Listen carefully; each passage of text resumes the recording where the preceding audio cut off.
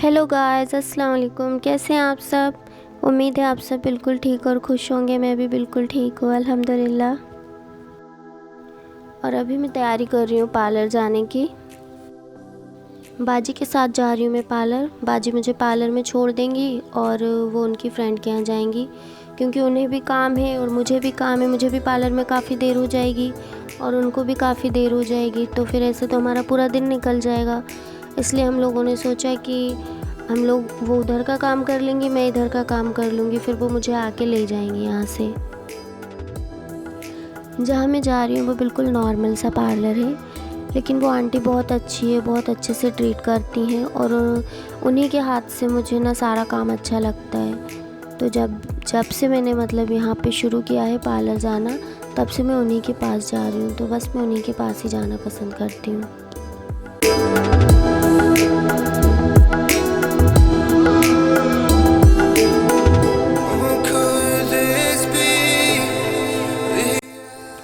बस अब बाजी मुझे छोड़ के यहाँ पर और वो चली जाएंगी। और अभी जो मेरे साथ हुआ है ना, मैं आपको क्या बताऊँ।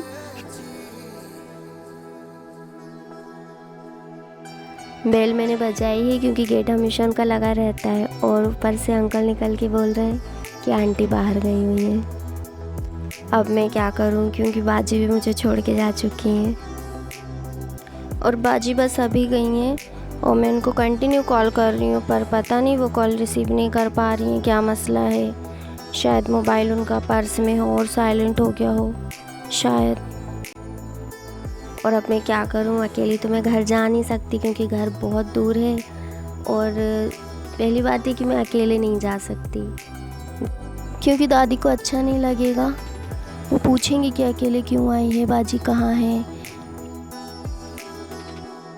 पास में एक दुकान है यहाँ पे कपड़ों की, तो मुझे वहाँ पे काम था, तो मैंने सोचा मैं वहाँ चली जाती हूँ। तब तक हो सकता बाजी का फ़ोन लग जाए, बाजी देख ले, तो फिर वो मुझे कॉल करेंगी, तो मैं बोल दूँगी कि बाजी यहाँ से आ जाओ यहाँ पर, और मैं यहाँ पर हूँ।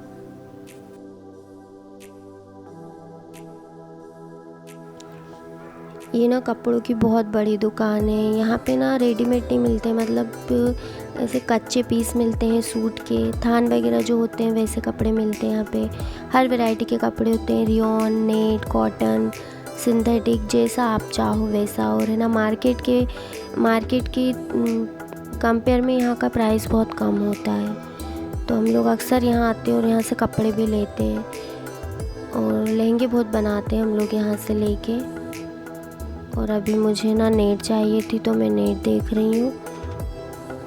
मैं लेके आई थी, मेरे पर्स में रखी थी क्योंकि हम लोगों को यहाँ भी आना था, तो अच्छा हुआ बस मेरे पास वो पर्स में रखी थी, तो मैं इस नेट के बहाने यहाँ आ गई। नहीं तो मैं बाहर थोड़ी ना इतनी देर तक खड़े रहती।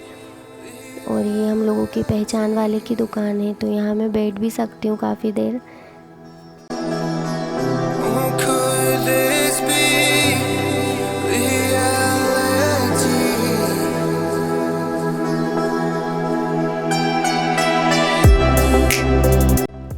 बहुत देर हो गई है यार, कब से सेम कलर देखने की कोशिश कर रही हूँ पर नहीं मिल पा रहा है। वो आंटी भी देख रही हैं, अब देखते हैं क्या होता है। मिल जाएगा तो ले लूँगी, नहीं तो नेक्स्ट टाइम।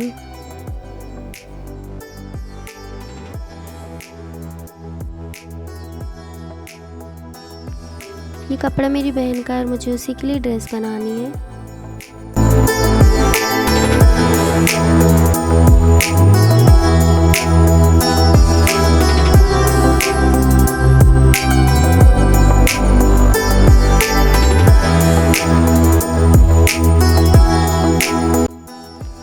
मुझे नहीं लगता है कि कपड़ा मिल पाएगा क्योंकि बहुत देर हो गई है देखते देखते। और अब वो बोल रही हैं आंटी कि मैं अंदर जाके और चेक कर लेती हूँ, तो देख लेते हैं। बाकी नहीं मिल पाएगा मुझे, क्योंकि अगर होता तो अब तक मिल जाता, बहुत देर हो गई है। और बाजी तो फ़ोन उठा नहीं रही हैं, तो मैं सोच रही हूँ कि मेरे हस्बैंड को फ़ोन लगा लेती हूँ, तो वो मुझे आके ले जाएंगे।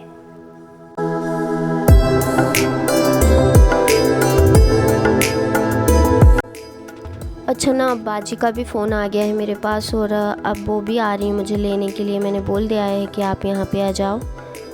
तो बस अब मैं जल्दी से चली जाऊंगी, क्योंकि सिर्फ 15 मिनट का काम था मेरा और यहाँ पे मुझे इतनी देर हो गई है। वो दुकान वाले भाई यही सोच रहे हैं कि क्या पता इनको क्या लेना है, इतनी देर से बैठी हैं कि कोई दिखा नहीं रहा है। मैंने बोला मैं किसी का वेट कर रही हूँ, इसीलिए मैं बैठी हूँ।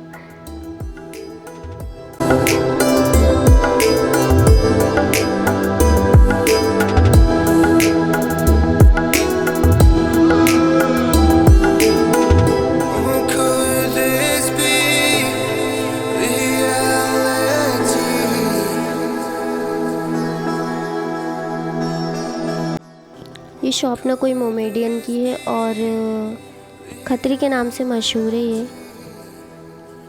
लोग इनको खत्री के नाम से जानते हैं।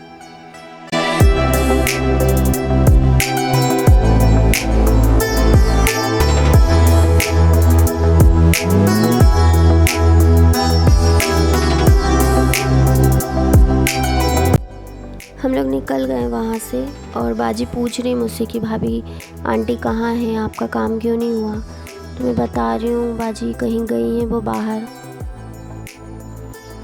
और ये तो मेरे साथ बड़ा ही बुरा हुआ है, क्योंकि मुझे पार्लर जाना ही था। मैं पार्लर कब गई थी, आज से 2-3 महीने पहले, ईद से पहले। तो और अभी मुझे कहीं जाना भी पड़ सकता है शायद, तो मैंने सोचा दोनों काम हो जाएंगे मेरे, लेकिन अब क्या कर सकते हैं। और अभी हम लोग चौपाटी आए हुए हैं।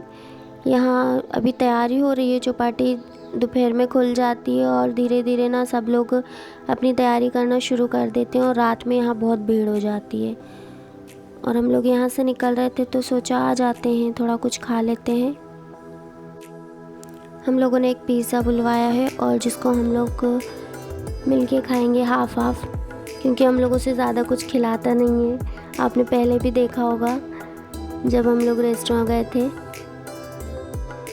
और ये भी हम लोगों ने बहुत मुश्किल से फिनिश किया है। इसलिए हम लोग जब भी कुछ ऑर्डर करते हैं ना बहुत लिमिट में करते हैं, क्योंकि हमारी लिमिट थोड़े की ही है, बस इसीलिए।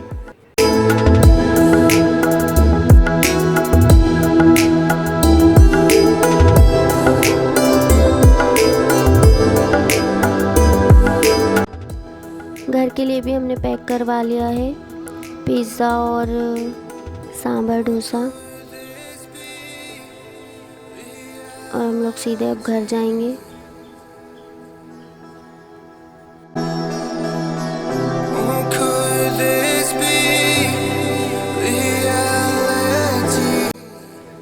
जब मैं घर से निकली थी तो अयान हारिश को मैंने कोचिंग पहुंचा दिया था और अब के मुझे बहुत देर हो गई है तो वो लोग आ गए होंगे और हम लोग भी घर आ गए हैं और अयान हारिश भी घर पे हैं। मैं उन लोगों को निकाल के दूंगी। और वो फॉइल में पैक था तो इतना गर्म है ना, क्योंकि घर भी हमारा बहुत पास है मार्केट से, तो हम लोग जरा में आ गए और बहुत गर्म है। अभी तो मैं निकाल के दे रही हूँ, क्योंकि पापा भी घर पे आए हुए हैं तो इन लोगों के साथ पापा भी थोड़ा सा नाश्ता कर लेंगे। दादी बाहर का कोई आइटम नहीं खाती है, वो घर की बनी चीज़ें खाना पसंद करती हैं। बस एक डोसा है जो वो थोड़ा पसंद करती हैं, तो हम लोगों ने सोचा डोसा ले जाते हैं, थोड़ा सा खा लेंगी वो। और अयान को तो बाहर का सभी कुछ अच्छा लगता है, तो अभी वो डोसा खाएगा और उसके बाद फिर वो पिज़्ज़ा लेगा। और पिज़्ज़ा आज उसको बिना सॉस के चाहिए, बोले मम्मा सॉस मत डालना। और इसी के साथ अब मैं आपसे लूँगी इजाज़त। अल्लाह हम सबको हर तरह की परेशानी और बीमारी से महफूज रखे, आमीन सुम्मा आमीन। अल्लाह ताला हमारे वालिदैन का साया भी हम पे हमेशा बनाए रखे, आमीन सुम्मा आमीन। और इसी के साथ मिलते हैं अगले वीडियो में। थैंक्स फॉर वॉचिंग एंड अल्लाह हाफिज़।